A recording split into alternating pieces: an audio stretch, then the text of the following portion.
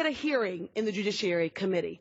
And I'm not sure why, Mr. Speaker, because nothing is more fundamental than to have every American, when they reach that certain age of 18, and they go and get their driver's license, be automatically registered to vote. We're not talking about protecting one class of voters against another class of voters. We're talking about protecting that fundamental right to vote for all Americans. Nothing seems more American and democratic than that. You know, the sad reality is that old battles have become new again. And so many states have now really taken the Shelby decision and allowed themselves to put up restrictive laws.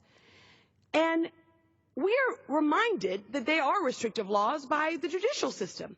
Most recently, the Fourth Circuit overturned the North Carolina photo ID law, in which they said point blank, targeting that voter ID law targeted and discriminated against African American voters.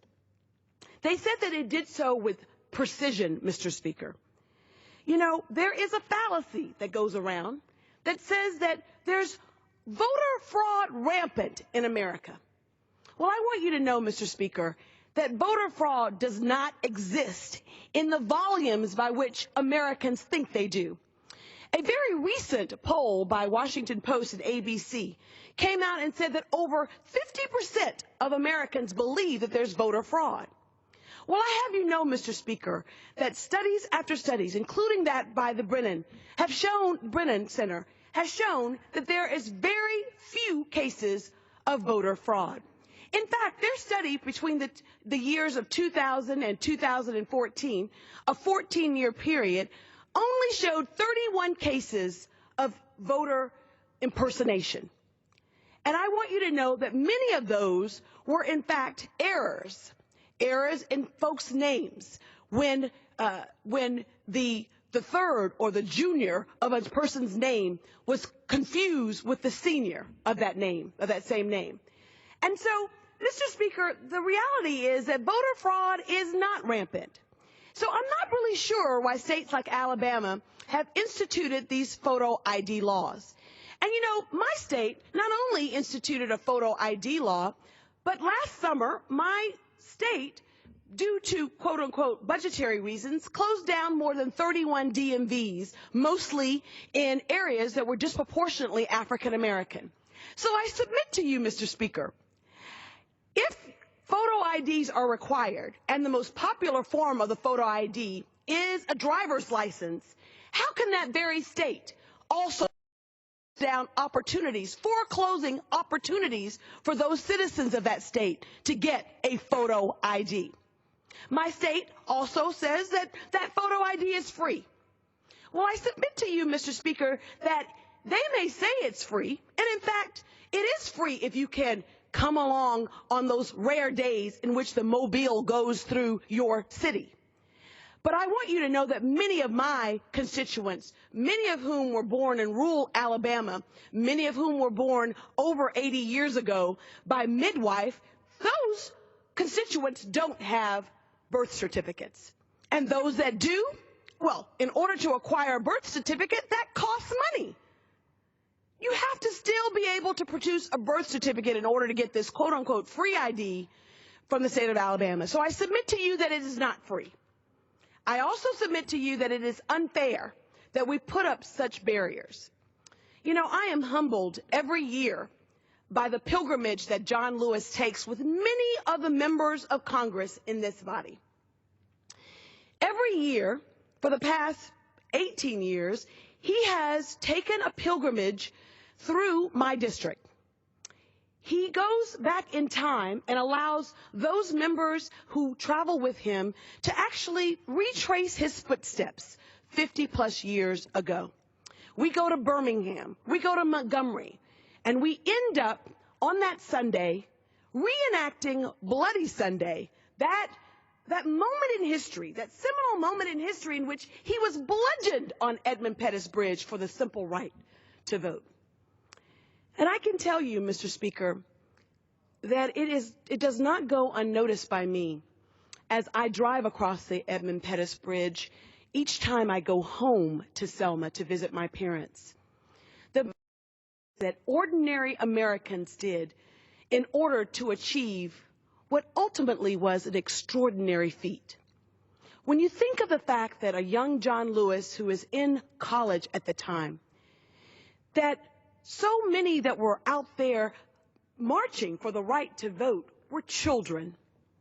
When you think about the fact that ordinary Americans collectively working together achieved this extraordinary feat, it makes you realize how fragile the right to vote really is.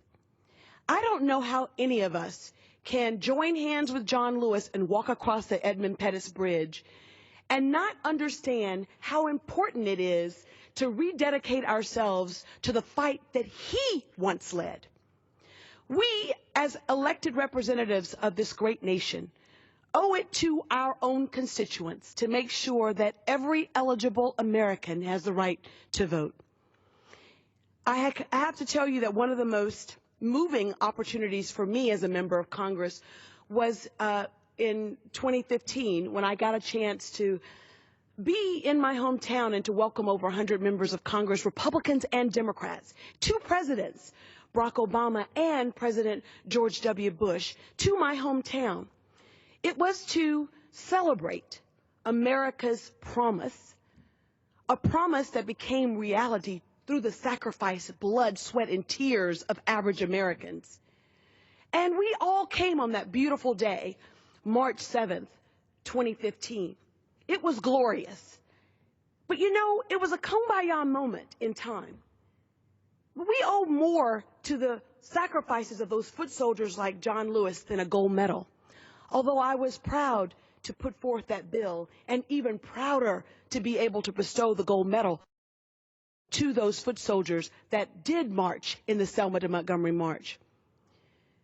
It was a great day. But, Mr. Speaker, we came back to this body, to this House of Representatives, and we did absolutely nothing to restore the Voting Rights Act of 1965. There have been several bills that have come forth. There's been the Voting Rights Amendment Act that had bipartisan support, both from Congressman Conyers and from Congressman Sensenbrenner of Wisconsin. That bill didn't get more than 30 co-sponsors. And then, of course, there's my bill, the Voting Rights Advancement Act of 2015, which has over 187 sponsors. We have to meet in the middle, Mr. Speaker, because voting rights are so essential. And on this, less than 50 days before we have a presidential election, it is simply unacceptable that we go without the full protections of the Voting Rights Act.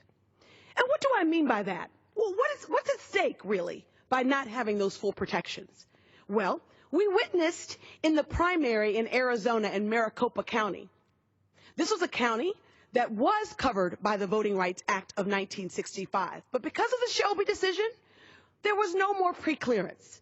And so this county in Arizona went from a height of 400 polling stations down, that was in 2012, down to 60 polling stations in 2016. There were long lines, Mr. Speaker, in Maricopa County. People had to wait hours for the right to vote. I venture to guess that had the Shelby decision not occurred and we had the full protections of the Voting Rights Act of 1965, that there would be no way that Maricopa County, Arizona, would have been able to change those polling stations, reduce the number of the polling stations to 60 from 400, had there been preclearance. So what's at stake, really, is the integrity of our democracy. What's at stake is the fact that we in America should not have to wait hours to vote. We in America should not have to produce documents that we do not have to vote. I think it's ironic that in many of these states you can present a gun permit license with a photo and be able to vote, but you can't produce a student ID from a state university and vote. I believe that what's at stake right now is the integrity of our democracy and that all of us should be outraged if even one person is denied the right to vote.